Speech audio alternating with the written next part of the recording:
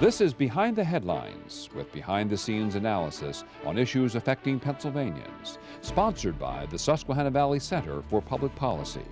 Now, here's your host. Hi, from Philadelphia to Erie and from Scranton to Pittsburgh, it's Behind the Headlines. I'm Charlie Greenawalt, Senior Fellow of the Susquehanna Valley Center for Public Policy, and I'm joined for this show by Jere Strittmatter, who is who's one of the board members of Susquehanna and a former state legislator. Jere, which body were you in the state legislature? Well, it was the Pennsylvania House of Representatives, but then on staff and as a member, so I was very blessed to get that great experience and great knowledge. Which county did you represent? Lancaster County. Oh, okay. Well, it's good to have you on again as a co-host. We appreciate you filling in for Mara. Happy to be here. On Always get to learn a lot on your show.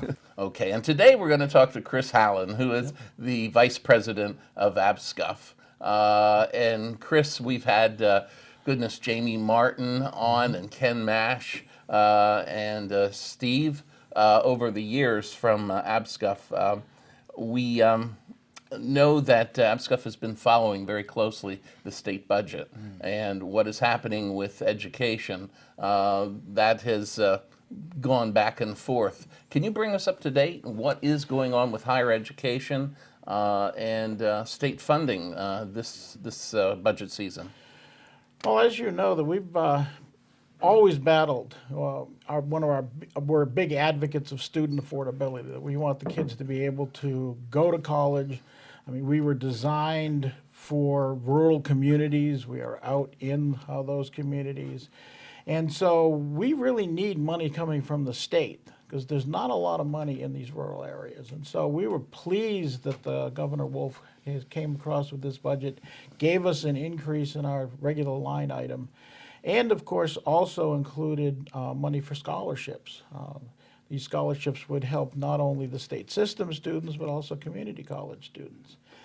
Anything to try to make the education affordable. When I went to school, we didn't, back in the dark ages, it didn't cost quite as much. And I still left college with $5,000 in loans, which took me a decade to pay off and slowed down my ability to buy a house, to buy a new car. And these kids are looking at 5, 10, 15 times that. And we really need to do something to let these students get on with their lives once they get their education. And the schools are such economic drivers for the Commonwealth. You really look at it as an economic investment, for the Commonwealth, especially now when we have so few, students, coming out to be able to stay in Pennsylvania and to help with the workforce. And so it is very, very important. So I'm glad you're here today to point out to our viewers that there's an issue here. It's very true that we are the drivers. I mean, we had one study, it was every dollar that Pennsylvania invests, 10 or 11 return to the state. And so we are driving, especially these small communities. I mean, we're the only business in town, really, in some of these communities. If we ever closed or get smaller and smaller, what's going to happen to the town? Well, I know, Chris, that APSCUF, of course, the Association of Pennsylvania State Colleges and University Faculties, has been around for a long time, and the union has been very instrumental in helping PASHE organize sometimes its budget numbers at negotiating time, that the union had better and more accurate information and data than the state did, which was quite eye-opening. But then the figures that head up the state departments, they change, they roll over so often.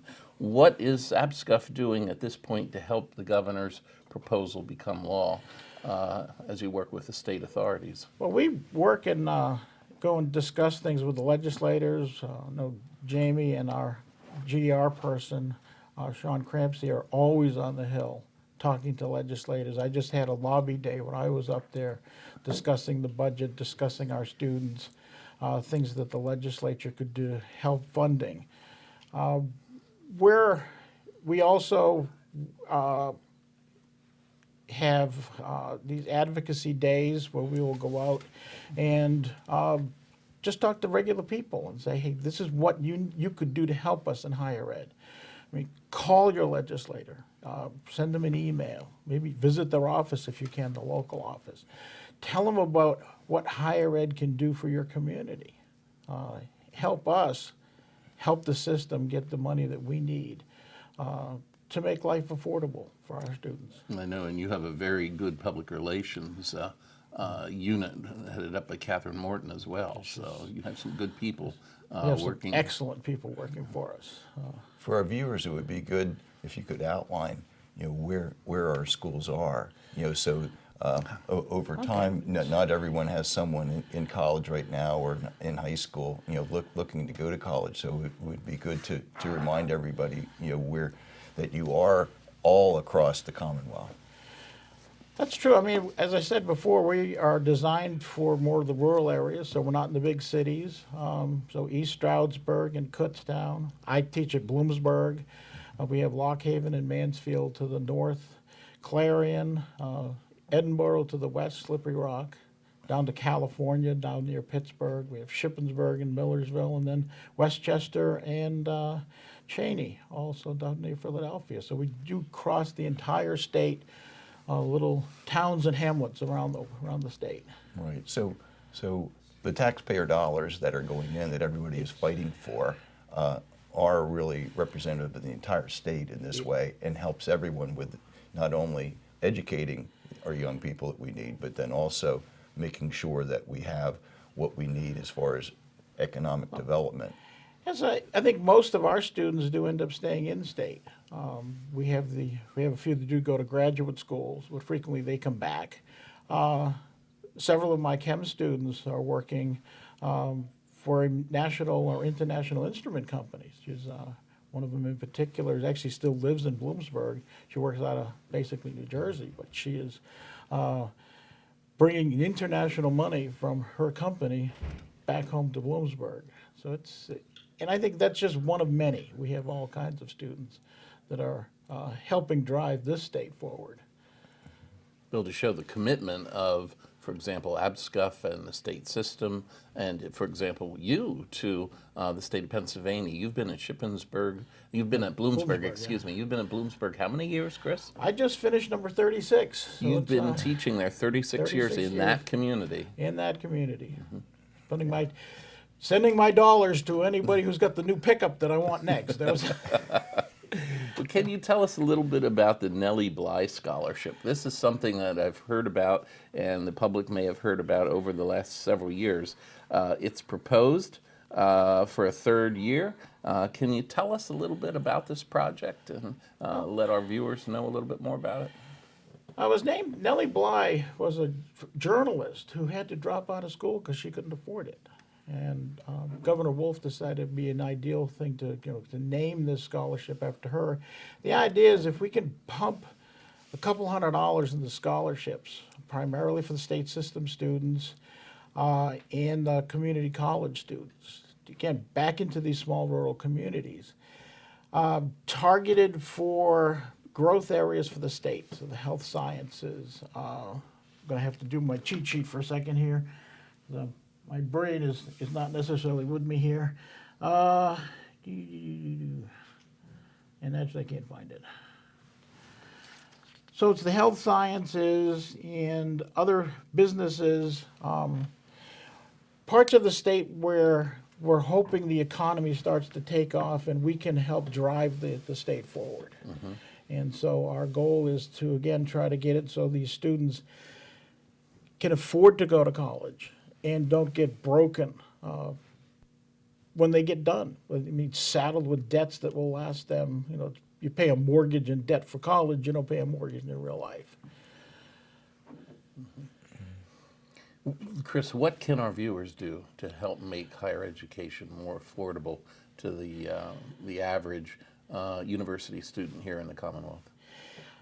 If any viewer that would like to just talk to the legislator, try to convince them that the state-owned system should be state-funded as well. when I first came to Bloomsburg, it was about 2/3, 1/3, where 2/3 of the funding came from the state of Pennsylvania, 1/3 from the students through tuition. Now it is around 1/4, 3/4, where only 1/4 is coming from the state of Pennsylvania.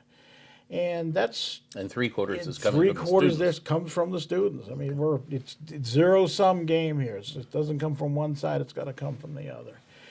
And the number's a lot bigger that they're paying 3/4 of, because inflation strikes us like it strikes everybody else. As one of my colleagues used to say, the price of petrochemicals goes up 5%, our share of the tuition's got to go up because we have to buy them for our students. And so what we really need is have people call their legislators, talk to their legislators, email, social media. Let them know that they value the higher education. They value this university. They value the fact that we have stores in our communities that are open because we have all these students that probably would not be there if they were gone. Well, our viewers, like in the last minute, so our viewers can, find out more, for their family members that should be coming, to our institutions. I mean, it would definitely, if you're interested in one of our schools, we all have our own web pages, and so I would encourage you to look at our web page. I'm at the www.bloomu.edu. You'll see me under chemistry department. I'll be glad to talk to any of the viewers that want to send me an email. Okay, well, Chris, we want to thank you for stopping by, and we look forward to see what this budget, how it will shake out. It's getting closer and closer now, and as the campaign season progresses, we'll be following you, and hope to have you back very soon. Pleasure to be here. Thank you so you. much for having me. Thank you. We'll be right back after this message. Behind the Headlines is brought to you as a public service by the Pennsylvania State Association of Township Supervisors, the largest, most influential municipal association in the Commonwealth.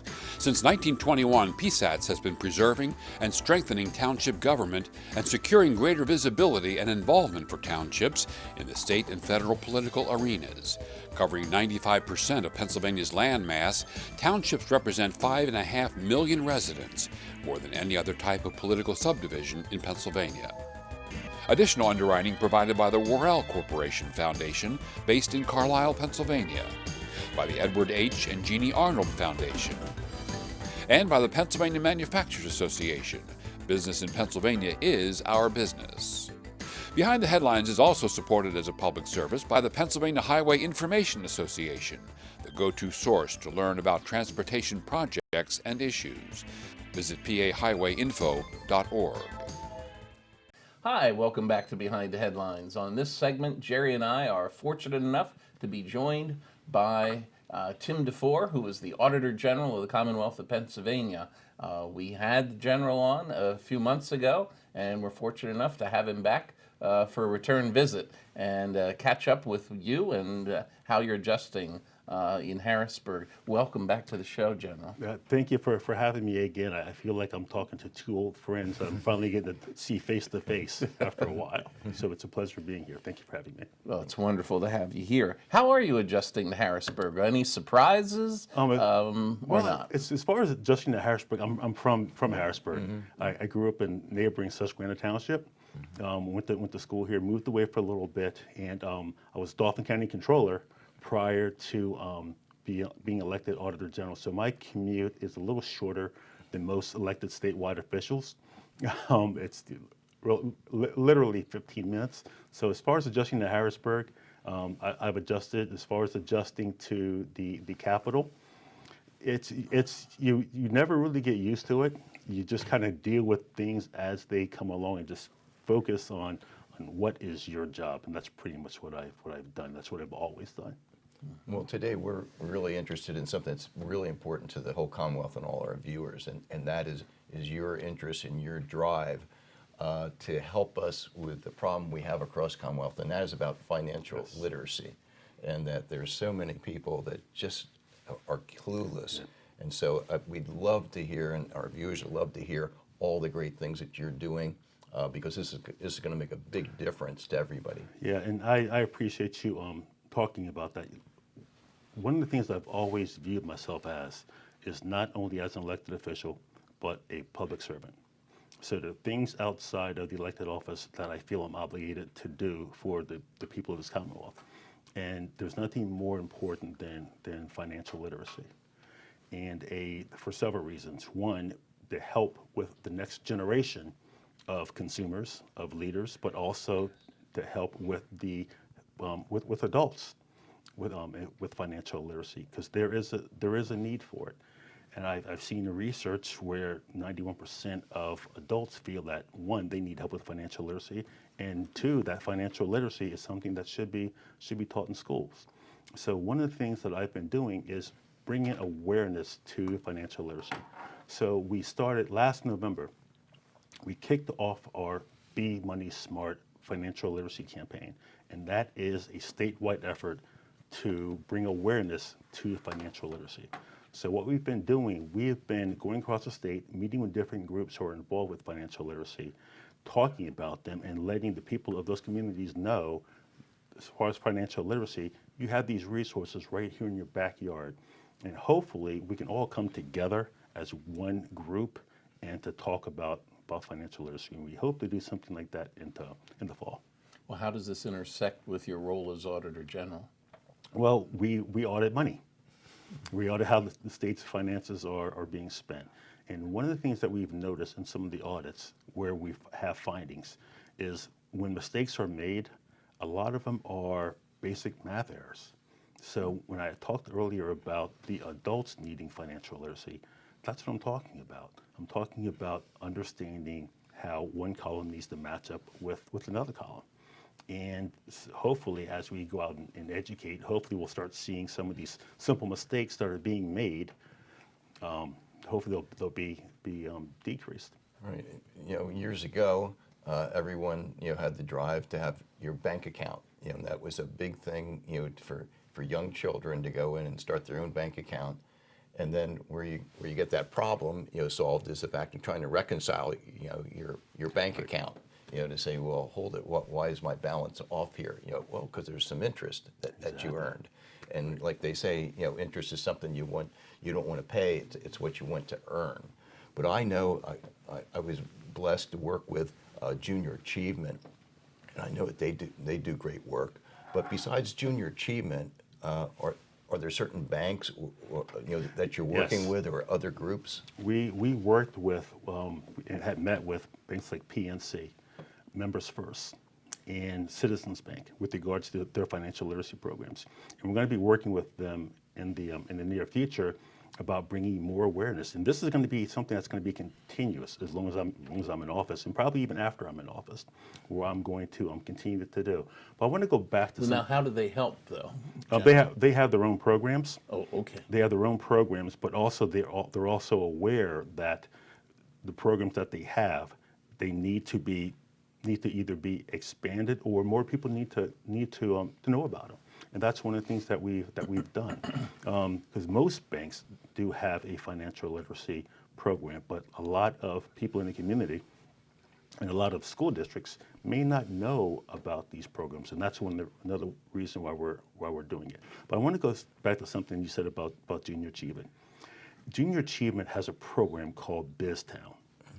And what BizTown is, and you see you shaking your head, BizTown is it's a makeshift town for I believe for 5th or 6th graders, and where they basically run a town. There's a bank, there's a city hall, there are different businesses there, and the kids have a checkbook, and they have to actually budget funds not only for them personally because they get paid if they're part of a business, they also have to budget funds for their businesses. And it really teaches them not only about personal financial education and literacy, but also about how businesses actually operate.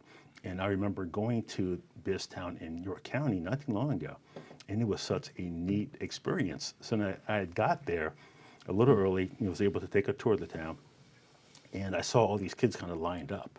And this is before BizTown actually officially opened for the day. And I asked so why are all these kids lined up? They said, oh, they're waiting for the bank to open. I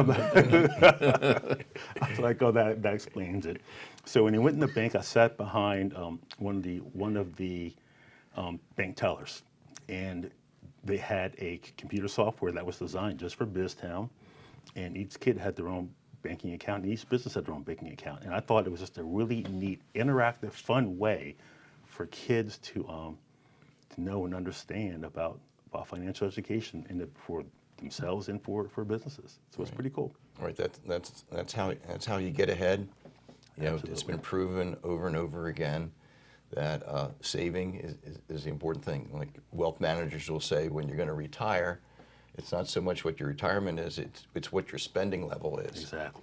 And so it's best to start when you're 6, 7, 8, 9 years old, of seeing the power of that. I think Albert Einstein's credited with that phrase. Well, what is the most powerful force on the planet? Compound interest. Which is very true. which is very, very true. And I remember even back when I was in years ago, 4th or 5th grade, when one of the local banks, it was Dolphin Deposit, and they would give each kid in the 4th or 5th grade, I think it may have been 5th, $15 to open up a savings account with them. And every 2 weeks or every week we would get like another $5, or we would get money that our parents would give us more allowances. And we would have to put in, okay, we have this much money, we put in this much money. This is the interest that you are earning on that money. So then it taught us about interest, and this is going back years ago. Now I understand that there's some banks, I'm not sure which ones are starting programs like that up again in their communities. And I think that's a fantastic idea, because you're right.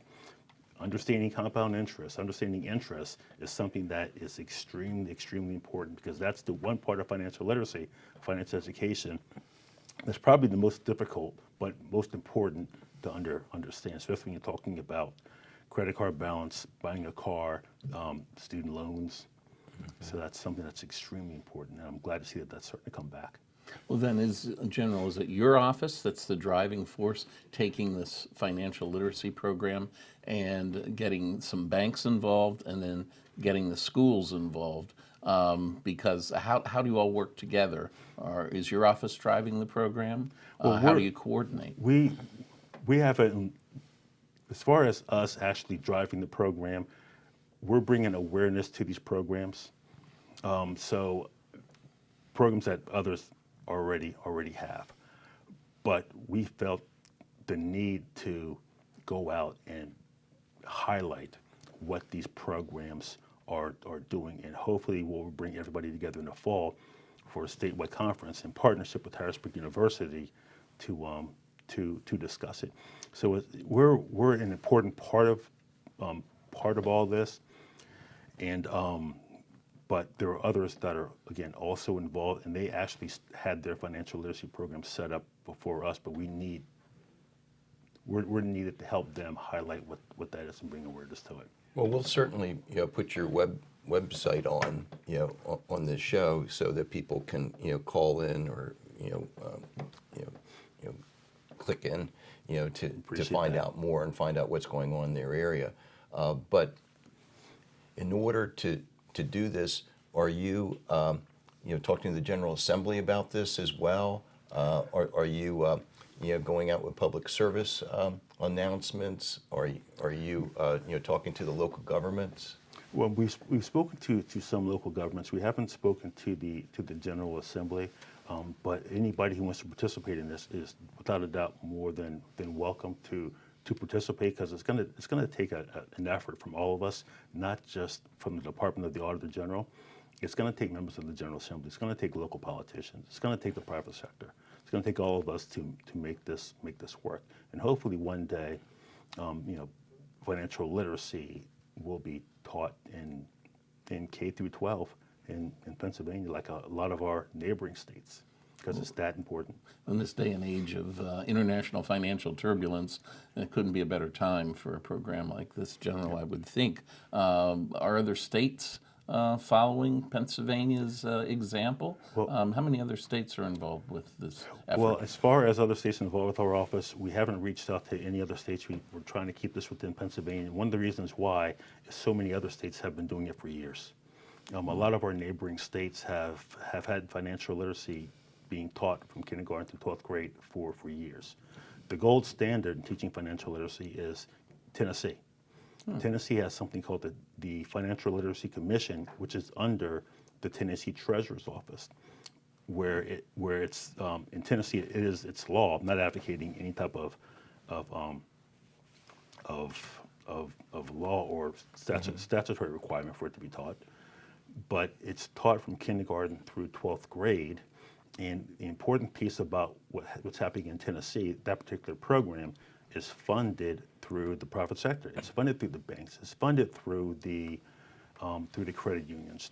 The teachers in the state of Tennessee, they're being taught to teach other things, and rightfully a lot of them don't understand how to teach financial literacy.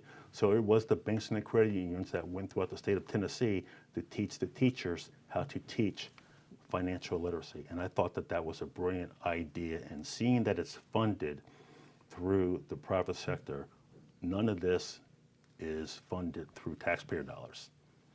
And I would love to see something like that in Pennsylvania. Don't know if it'll ever happen, but in the state of Tennessee, it's something that has worked in state countrywide.